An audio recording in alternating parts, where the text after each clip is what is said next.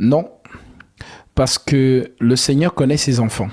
En d'autres termes, un enfant de Dieu peut être dans l'égarement, c'est-à-dire peut être dans les fausses doctrines. C'est ce que Jude nous dit, je peux lire ça. Jude, chapitre 1, je prends le verset 20 directement. L'Écriture nous dit, pour vous, bien-aimés, vous édifiant vous-même sur votre très sainte foi et priant par le Saint-Esprit, maintenez-vous dans l'amour de Dieu en attendant la miséricorde de notre Seigneur Jésus-Christ pour la vie éternelle. Reprenez les uns ceux qui contestent. Sauvez-en d'autres en les arrachant du feu. Et pour d'autres encore, ayez une pitié mêlée de crainte haïssant jusqu'à la tunique souillée par la chair. En d'autres termes, un enfant de Dieu, justement, qui est encore peut-être retenu dans les fausses doctrines. Oui. Lorsque nous prêchons la vérité, le Seigneur permettra en sorte qu'il sorte de là. Mais le Seigneur ne lui permettra pas de mourir là-bas. Okay. Donc, il doit entendre la parole, puisqu'il a été pollué par les faux enseignements. Maintenant, lorsqu'il reçoit donc le vrai enseignement, il désire, donc c'est-à-dire le désir de la vérité et d'accomplir la prophétie du baptême dans sa vie. Il va donc prendre son baptême conformément à la Sainte Doctrine et le Seigneur va le ramener là où il y a les pierres vivantes afin qu'à ce moment-là, il soit édifié pour le retour dans le royaume des cieux. Mais un enfant de Dieu ne peut pas mourir dans le mensonge. Ok. Donc, qui a été toutes ces personnes-là qui ont été prédestinées, peu importe où elles sont, tôt ou tard, elles vont écouter le bon évangile et être converties. Exactement. D'accord, merci. Ma deuxième question, bon, elle va paraître un peu bizarre, mais je me demande souvent par quel esprit ces pasteurs-là opèrent. Parce que ils font beaucoup de chemin. Par quel esprit ils opèrent? D'accord. Je vais te lire par quel esprit ils opèrent. Nous prenons 2 Corinthiens, chapitre 11. L'Écriture nous dit au verset 12... Mais j'agis, c'est Paul qui parle, mais j'agis et j'agirai de la sorte pour ôter ce prétexte à ceux qui cherchent un prétexte, afin qu'ils soient trouvés tels que nous dans les choses dont ils se glorifient. Ces hommes-là, ce sont des faux apôtres, des ouvriers trompeurs, déguisés en apôtres de Christ, et cela n'est pas étonnant puisque Satan lui-même se déguise en ange de lumière. Il n'est donc pas étrange que ces ministres, dont les ministres de Satan, prêchent par l'esprit de Satan. Donc on dit donc que Satan se déguise en ange de lumière. En d'autres termes, la question que nous on doit se poser, c'est quoi l'ange de lumière et c'est qui l'ange de lumière? Donc l'ange de lumière n'est rien d'autre que le Saint-Esprit.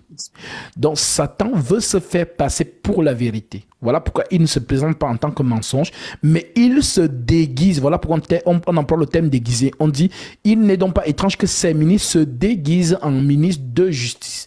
Leur fin sera selon leurs œuvres. En d'autres termes, le loup s'habille en brebis pour mieux distiller son mensonge.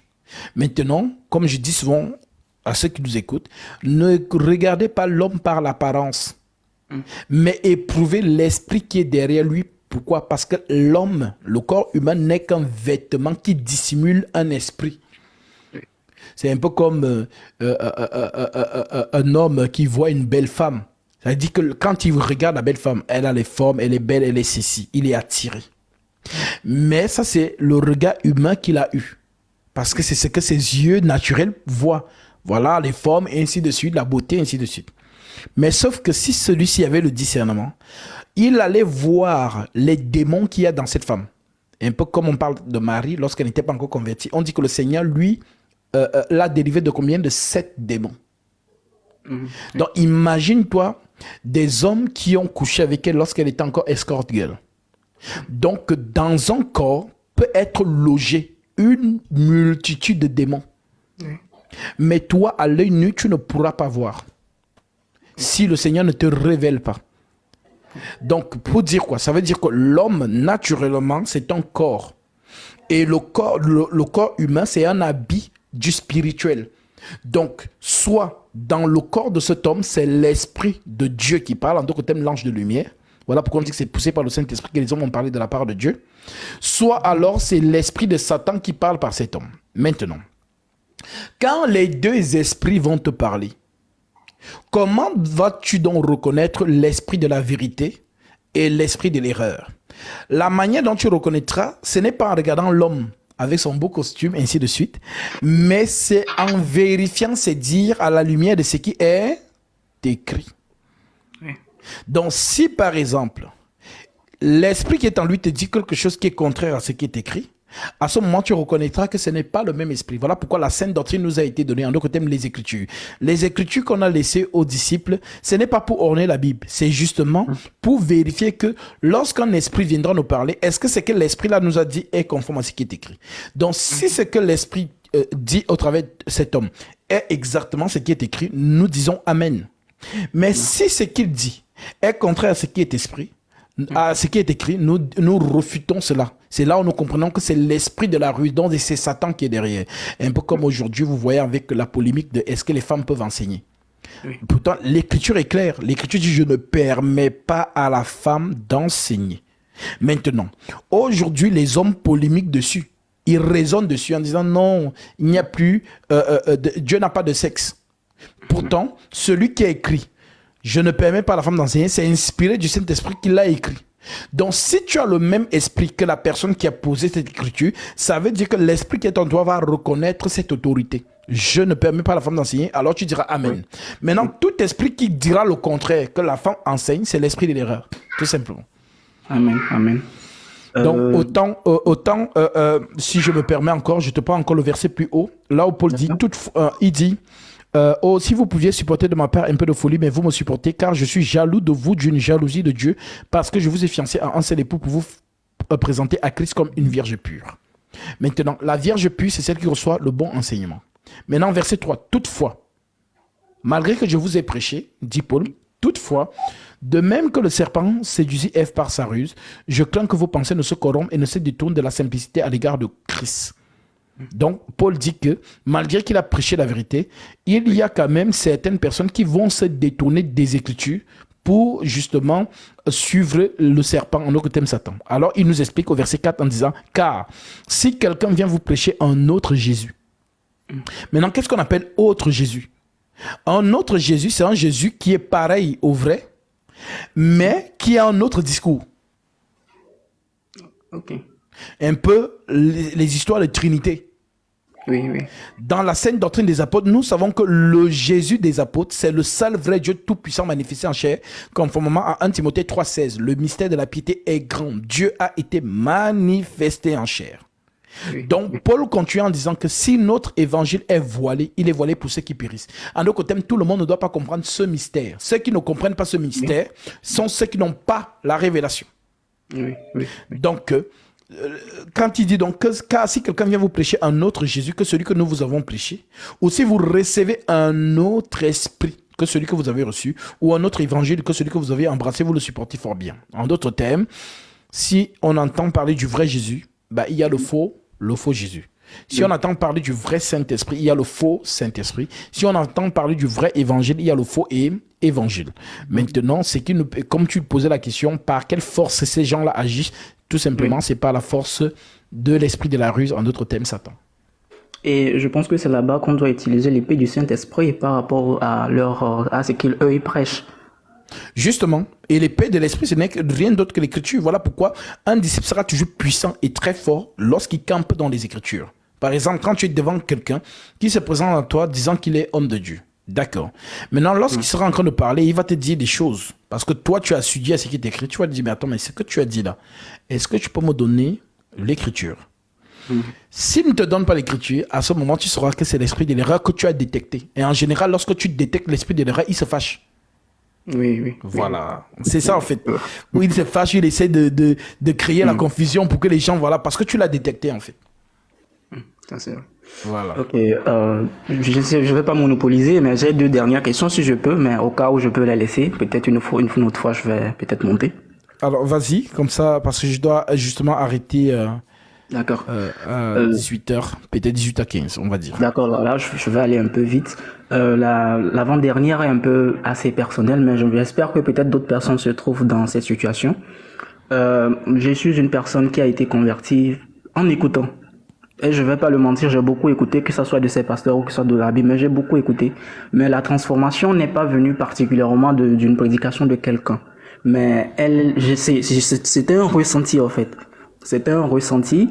Et après ça, bon, j'ai eu envie de tout laisser, de tout abandonner, j'ai tout changé. Je cherchais maintenant une assemblée où prier. Mais partout où j'allais, je n'étais pas à l'aise, j'étais pas à l'aise. Bon, aujourd'hui, je ne fréquente pas vraiment une église, mais je ne suis pas baptisé. Donc je me demande, ceux qui sont dans mon cas, comme ça, qui ne sont pas encore baptisés, mais qui sont sûrs d'avoir connu Dieu, parce que c'est indéniable de dire de ne pas avoir connu Dieu. Si tu vas te mettre à lire la Bible pendant 4 jours sans arrêt, je pense pas que c'est de la chair ça. Je pense que la chair n'aime pas ça. Je pense que ça c'est de l'esprit certainement. Mais nous qui sommes comme ça, qui ne sommes pas encore baptisés et qui n'avons pas encore trouvé la bonne personne pour nous baptiser, que devons-nous faire? D'accord. Alors, je te poserai une question. Tu as lu l'Eunuque éthiopien avec Philippe? L'eunuque éthiopien, oui, oui, oui. Alors, quand tu regardes cette situation, est-ce que les deux se connaissaient? Non. Est-ce que Philippe s'est dit, ah, il faut que je trouve l'Eunuque éthiopien pour le baptiser, ou bien l'Eunuque éthiopien dit, bon, il faut que je trouve quelqu'un pour me baptiser? Non. Mais qu'est-ce qui a fait en sorte que le baptême vienne trouver l'Eunuque où il était? C'est l'ange de lumière, justement dont on parlait. Dans ce chapitre, on dit, l'ange dit à Philippe, lève-toi, va à tel endroit. C'est-à-dire que le Seigneur qui connaît ses enfants, il sait que à tel moment, à tel jour, telle heure, mon enfant recevra son baptême conformément à la sainte doctrine. Alors, il lèvera son disciple pour aller accomplir cela. Voilà pourquoi nous ne sommes pas inquiets de ces choses, parce qu'aucun élu ne se perdra. En d'autres termes, il y a des gens comme toi qui sont montés dans mon live et qui m'ont posé la même question. Et Dieu a fait que je me suis retrouvé dans leur pays et ils ont reçu leur baptême. C'est-à-dire que c'est le Seigneur qui dispose des temps et des circonstances. Tu habites où? Tu vis où? Au Togo.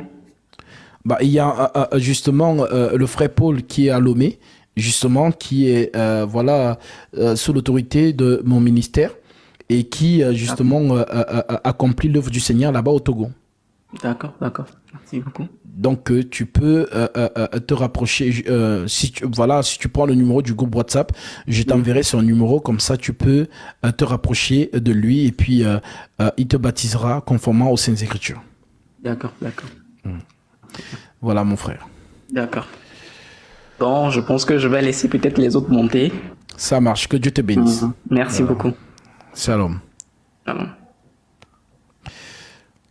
Ah, le Seigneur est merveilleux parce que voilà, il est monté, mais forcément à Lomé, voilà, il y a un frère justement qui continue l'œuvre là-bas et tu reçois ton baptême conformément à la Sainte Doctrine, tout simplement. Voilà, donc le numéro pour ceux qui veulent recevoir le baptême, si vous êtes du côté de Lomé ou du Togo, écrivez-nous au plus 33 781 49 39 22. Plus 33 781 49 39 22. Plus 30. Pareil pour ceux qui sont à Paris. Ceux qui sont dans les villes aux alentours, dans les pays aux alentours, Suisse, Angleterre, Belgique, voilà. Même ceux qui sont du côté du Canada ou aux États-Unis, ainsi de suite. Voilà, vous nous écrivez au même numéro et le Seigneur manifestera la circonstance pour que vous puissiez recevoir votre baptême conformément à la Sainte Doctrine. Le projet qui est en train de mettre en place par la grâce de Dieu, c'est le Sénégal. Voilà. Nous arriverons au Sénégal pour justement l'œuvre de Dieu de ce côté-là, à Dakar. Donc, que le Seigneur justement nous conduise par sa main puissante pour que justement les frères, parce qu'il y a plusieurs frères du Sénégal qui ont demandé à recevoir leur baptême et voilà, et le Seigneur aussi guidant les frères et sœurs nous dirige de ce côté-là et voilà, donc n'hésitez pas à nous écrire pour ceux qui veulent recevoir leur baptême conformément à la Sainte Doctrine. Voilà, donc vous avez le numéro. Alors